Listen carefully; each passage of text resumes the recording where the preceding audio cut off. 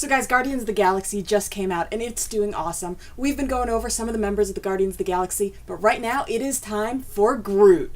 Let's get it started. So Groot was not always the awesome, lovable tree that we know today. Back in 1960, when he was created by Stan Lee, Dick Ayers, and Jack Kirby, he was actually a villain. He showed up in Tales to Astonish number 13, and he was the bad guy. He was the monarch of Planet X. So in his first appearance, Groot was essentially a space invader. He had come down in order to get a bunch of people, and an entire town actually, in order to do scientific experiments on them. That's messed up, Groot. His plan was to use his roots to create a net under the town so he could grab the entire town and all of its inhabitants and take them back up to space with him. So what are the good people of the 60s to do? Well, luckily, one of them is a scientist, and he's like, whatever can I do to destroy this giant tree monster? I know! Termites! Luckily, his plan worked and he was able to save the town, taking down Groot in the process and seemingly killing him. But as we know, you can't keep a good Groot down. And Marvel loves to resurrect their characters, so years later, he was able to show up again.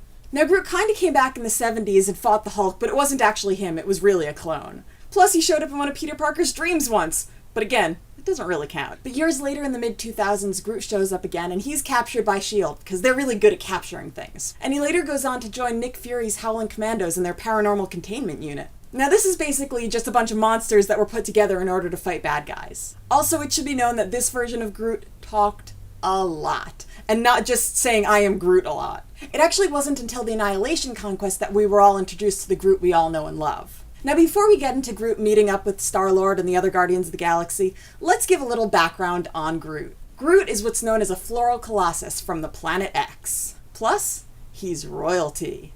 That's King Groot to you. Now because Groot is from an ennobled sapline, he was able to get the finest education. Plus, he has quite the grasp on quasi-dimensional superpositional engineering.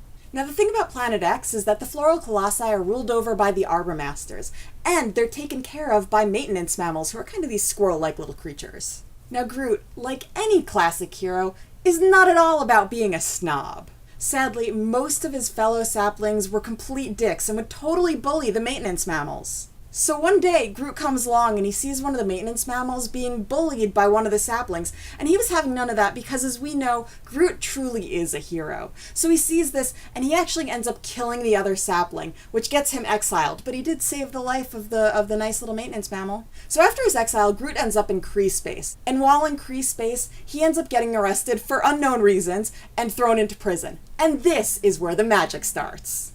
Star-Lord was at the same prison recruiting talent for a special strike force. The Phalanx were causing all sorts of trouble in the universe, so we got together Groot and Rocket Raccoon and a bunch of other characters that we haven't seen in the movies yet in order to deal with them. Characters like Mantis and Bug. Because guys, as we all know, a ragtag bunch of misfits always gets the job done.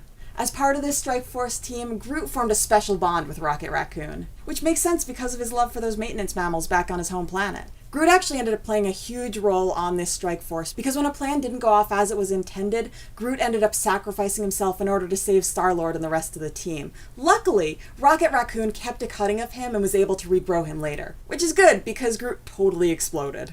So like I said, Rocket Raccoon kept that cutting, put it in a pot, maybe it danced around a little, but it regrew in order for Groot to help save the day again. Now it's of note that at this point, Groot pretty much only says, I am Groot. I am Groot. The way that we know him now. Now, even though he's saying, I am Groot, as we can tell from the way that Rocket understands him, he's clearly saying more than that. Later on in the comics, Maximus from the Inhumans actually lets people know that he speaks very eloquently. He has a language that most people can't understand because with the floral colossi, their larynx, their vocal cords are all tight, and so all it sounds like to us is, I am Groot. But in case you don't believe Maximus, Jean Grey once telepathically linked with Groot and was able to see his massive intellect. So at this point, the Guardians of the Galaxy are created. Groot goes around with Star-Lord and Drax and Gamora and of course Rocket. They have adventures and do Guardians of the Galaxy things. They fight Thanos, they fight the Cancerverse, they fight the Universal Church of Truth, and even the Revengers, an evil version of the Avengers from the Cancerverse. Maybe by Guardians 3 we'll see that. So now that we've gotten through that, let's talk a little bit about some of Groot's powers. So he has the power of regeneration, which I'm pretty sure you guys could all tell from the movie when he would get limbs hacked off and they'd grow right back. And as you guys know, as long as little clipping is kept of him, it doesn't matter how badly he's destroyed, he can still grow back. and he's come back from death a number of times in the comics. Groot also has the ability to communicate with other plants and trees, not just his floral colossi brethren. And he can command those trees to attack those who oppose him. And this goes all the way back to that Tales to Astonish number 13. Okay guys, well that's it for Groot. Now that we've gotten through all the main members of the Guardians of the Galaxy from the movie, we want to know which one is your favorite. Let us know in the comments down below. And don't forget, we are Groot.